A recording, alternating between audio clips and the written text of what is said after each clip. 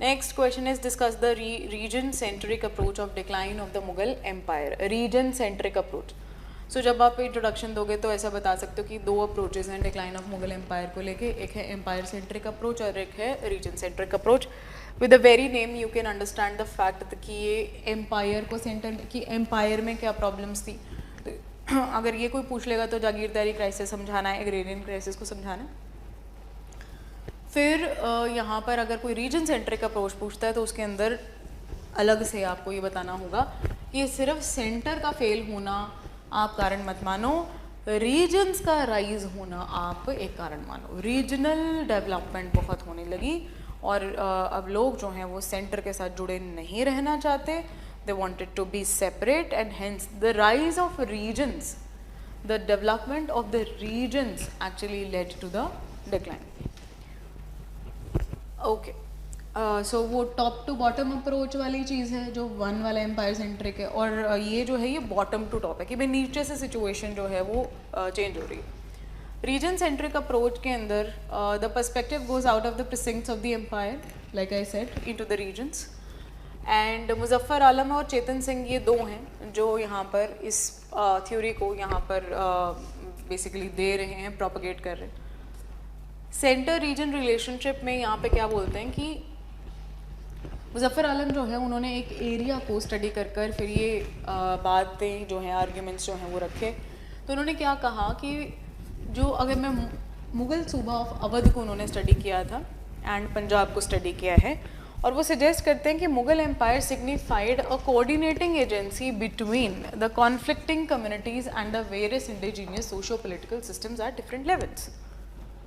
देखो coordinating agency, एक तो सेंटर पे मुगल एम्पायर एक कोऑर्डिनेटिंग एजेंसी है, और ये जो छोटे छोटे रीजन्स हैं आसपास ये सारे कौन है? ये सारे एक तरीके के कॉन्फ्लिक्टिंग कम्युनिटीज़ हैं, ये इंडिजीनियस सोशल पॉलिटिकल ग्रुप्स हैं, ये जितने रीजन्स एग्जिस्ट करते थे और मुगल एम्पायर इनको जोड़ रहा था. ओके, एम्पायर की जो स्ट्रेंथ है वो कहाँ पर किसकी वजह से होती है? It Lay's in the inability of the local communities.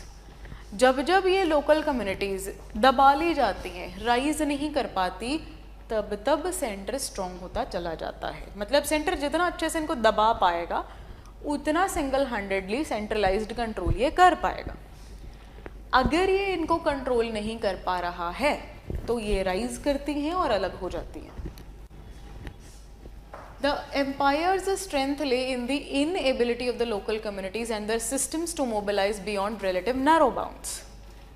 The late 17th and early 18th century, at least Punjab और अवध में unmistakable economic growth होती है. तो जब तक आप इनको दबा पाए, लूट पाए इनको, वो दबे रहे. लेकिन जब वो phenomenally grow कर रहे हैं इकोनॉमिकली, तब आप उनको रोक नहीं पाए और उनके पास इतना आर्थिक तरक्की हो गया that they did not want to be with the empire, और वो सेपरेट सर्वाइव कर सकते थे.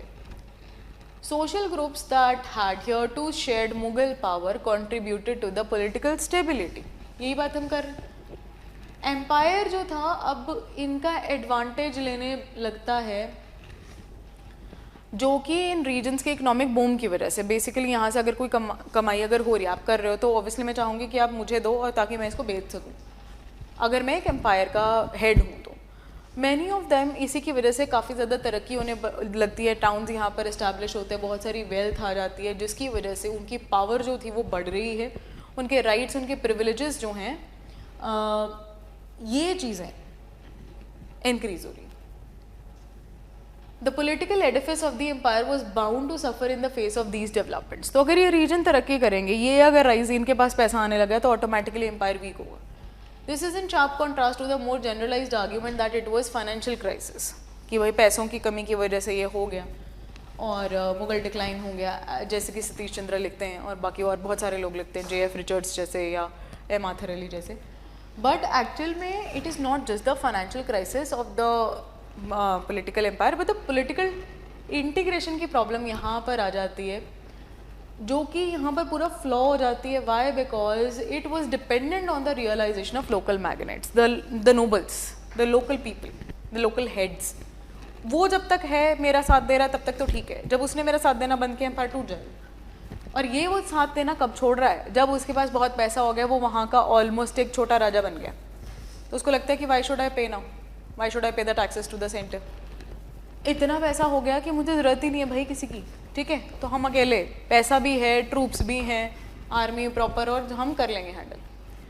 मदद ए माश होल्डर्स, मदद ए माश एक लैंड एज अ मदद, एज अ हेल्प दी जाती थी, were meant to establish pockets of influence, इन्होंने कर लिया। In the far-flung regions, the emperors were of the view that Madad-e-Mash grantees would keep in check the power of the recalcitrant zamindars. अब ये मदद-ए-माश land ulemas को दी जाती है, एक तरीके से कौन है, एजेंट है, किसके, राजा के। कहाँ बैठे हैं, रीजन्स में बैठे हैं। इनको ये ग्रांट क्यों दी गया, ताकि ये मेरा नाम जाके वहाँ पर रोशन करें। मेरा नाम अगर कोई मेरे खिलाफ कोई बोलता है तो आप मेरे फेवर में वहाँ पर बात करो, और उधर का जो भी ऐसा धोखेबाज कोई मेरा ज़मींदार या कोई ऐसा इंसान है वहाँ पे नोबल, उसको शांत करने में आप मेरी मदद करो, राजा की मदद करो, एम्परर की हेल्प करो। Now thereby aid in balancing the social political groups, तो ये करते थे। अब क्या है, इनके ऊपर कंट्रोल नहीं रहेगा तो ये चेक एंड बैलेंस नहीं बन पाएगा, हो सकता है ये रिवर्स काम करने लगे। The Mughal decline in the early 18th century has to be seen in the inability of the state to maintain its policy of checks and balances. नहीं कर पाएंगे, किस पे, between zamindar, jagirdar and madad-e-mash holders, man of learning, ulemas की बात में कर रहे हैं, and the local indigenous elements like the Shaikhzadas. कहते इनका आपस में बिगड़ गया जो बैलेंस है। Tension between the social groups was not new and had happened earlier also, but in the heyday, अब जब समा खराब है, ये टेंशन्स और भी ज़्यादा बढ़ने लगती हैं, एंड समटाइम्स मिलिट्री फोर्स का यूज़ यहाँ पर होता है पावर को बैलेंस करने के लिए, डिस्प्यूट्स को सेटल करने के लिए। मुजफ्फर आलम फिर यहाँ पे कंक्लूड करते हैं कि decline of Mughal empire was manifested both in Awadh and Punjab. यहाँ से चीज़ें स्टार्ट होती है।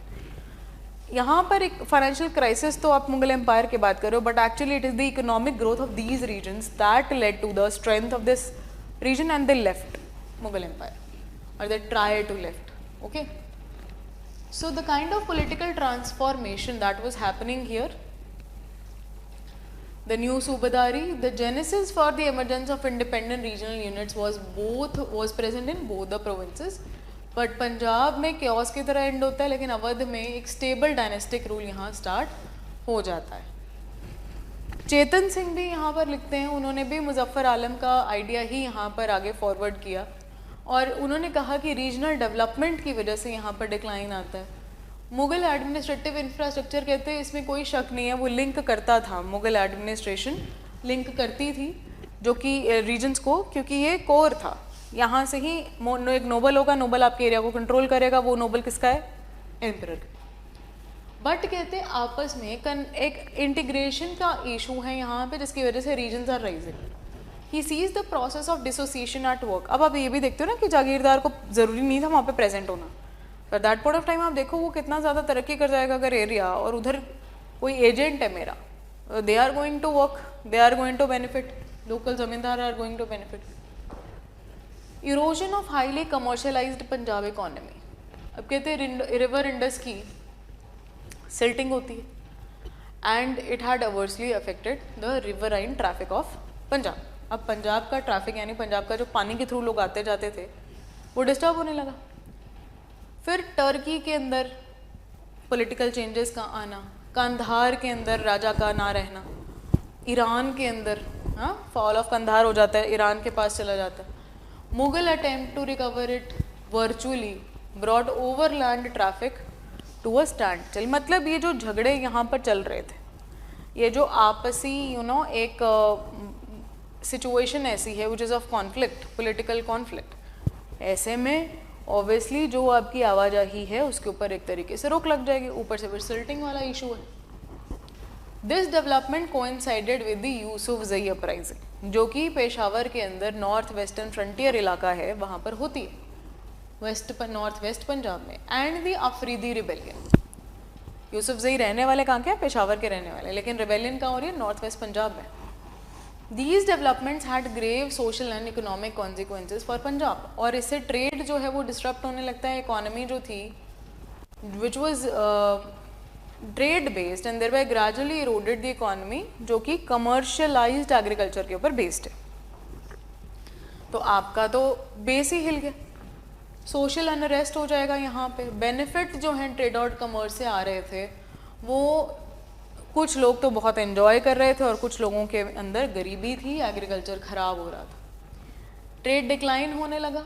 और ये जो areas most closely associated with the Sikh rebellion, these were the areas, Sikh gurus जो हैं वो यहाँ पर प्रेजेंट थे और उनका यहाँ पर होना, अपनी कम्युनिटी को बचाना मुगलों के अत्याचार से, वो भी इसका एक पार्ट बन जाता है।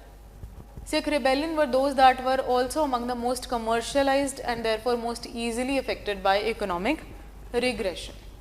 He concludes that the social unrest which eventually led to this dissociation of Punjab from the empire was the product of long term processes. तो बड़ा लंबा समय से ये चल रहा था और ये जो processes हैं साइलेंटली हो रहे हैं, धीरे धीरे चल रहे हैं अपने पेस पे और अल्टीमेटली ये एम्पायर को वीकन कर देते हैं।